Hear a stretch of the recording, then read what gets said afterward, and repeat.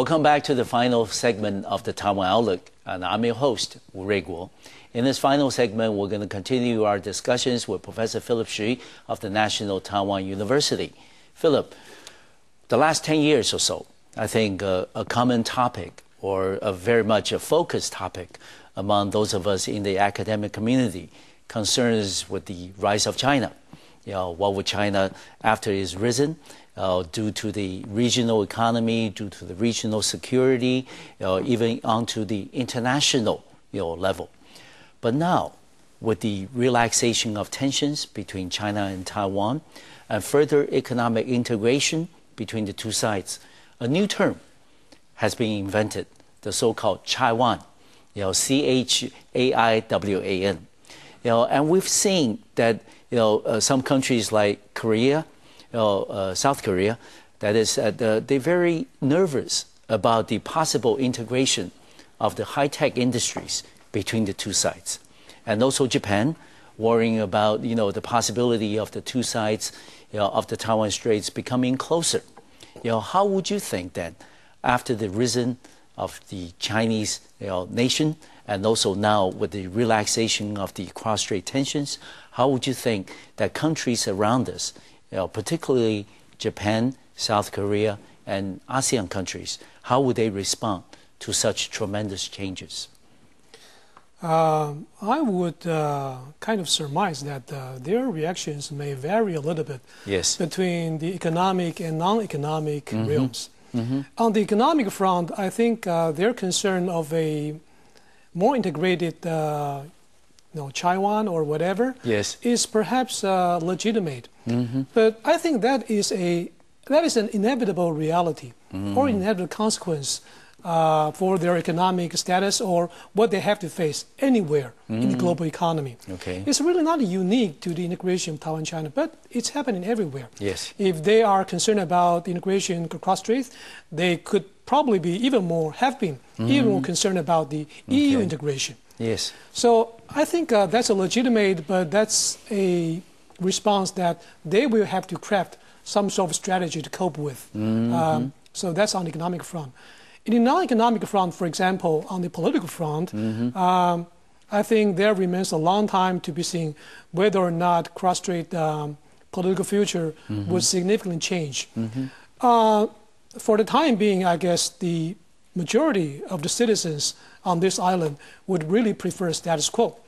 That could be subject to change. Of course. But we'll have to see to what direction and how long it takes for these changes to happen. And especially, even though political dialogues or political tension will be further smooth or relaxed, security is really one of the ultimate sort of barriers or difficulties for China and Taiwan to overcome or to deal with. So on that issue, I think there's even less reason for countries like Japan or Korea to be concerned about whether or not this sort of China type of thing would pose a threat to their military security or political interests. And of course, another very important relationship for us is the relationship with the United States, not only in terms of economics, but also in terms of political and also security issues. And people often say that in the years past, that the relationship, the trilateral relationship between Washington, Beijing, and Taipei used to be a zero-sum game. If the relationship, for example, between U.S. and China improves, that means necessarily the relationship between U.S. and Taiwan will suffer. That's no longer the case, especially in the past years since President Ma Ying-jeou came into office. How would you then assess the Washington perspective on the tremendous progress and improvement in cross-strait relations? As far as I understand it, Washington, D.C. is much more content than suspicious or disgruntled with the development of cross-strait relations in the past year or so. Then this has to do with the overall diplomatic situation that USA is facing at the global level.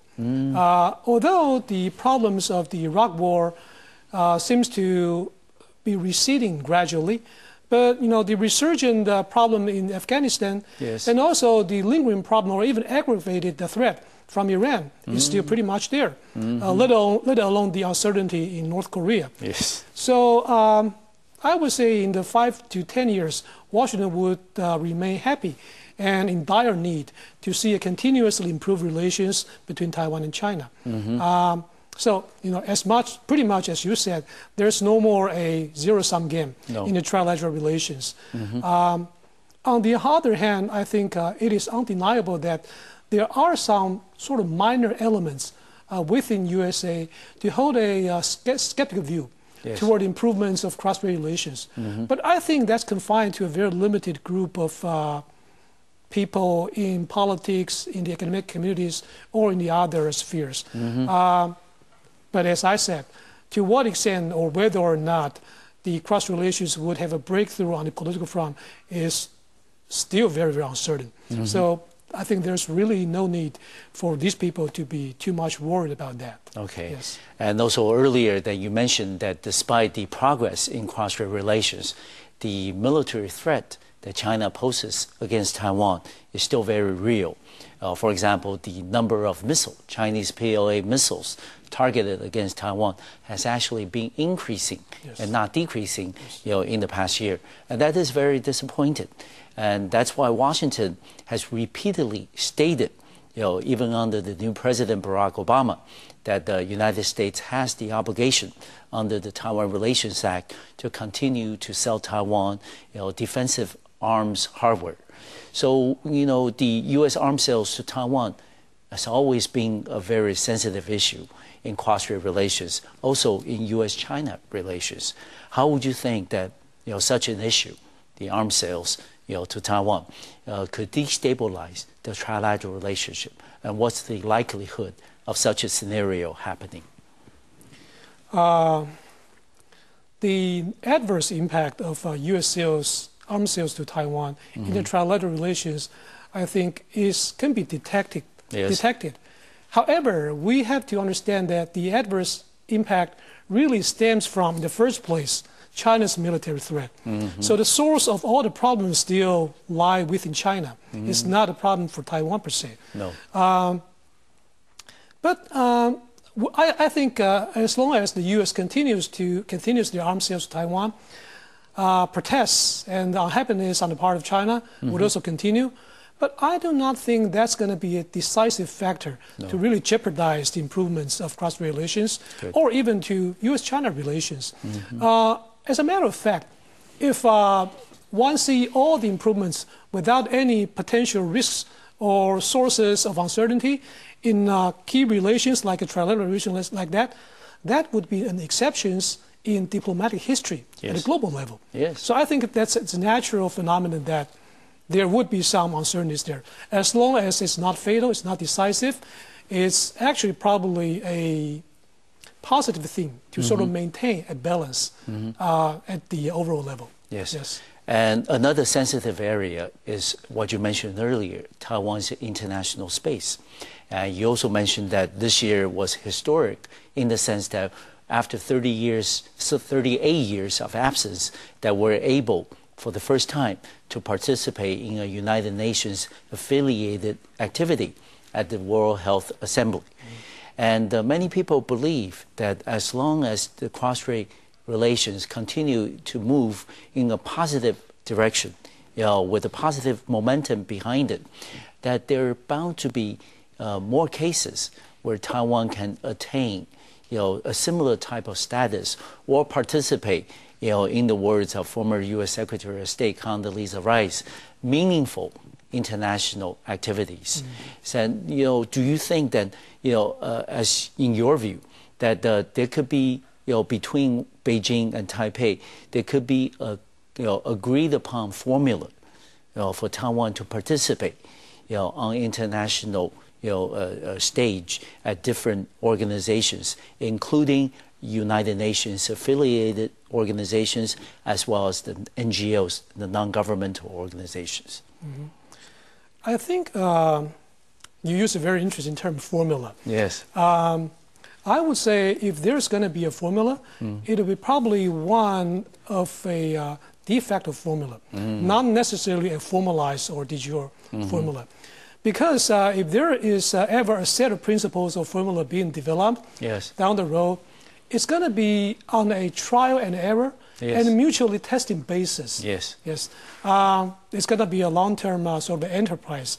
But as far as we can see now, it seems that some of the fundamental principles may remain valid in the future. For example, the first one is the avoidance of any statehood premise organization allowing for Taiwan's participation. At least in the next few years, I think that would be probably too sensitive for Beijing to accept.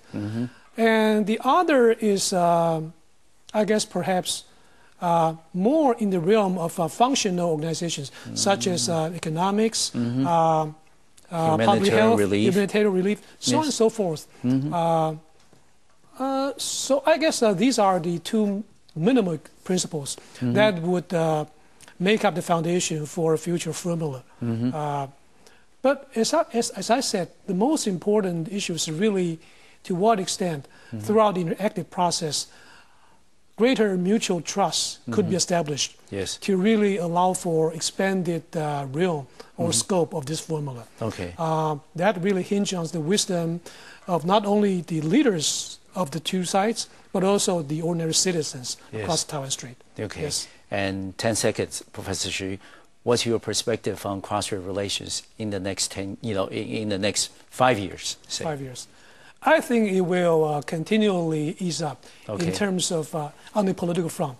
And it will certainly witness greater steps being taken on the economic front.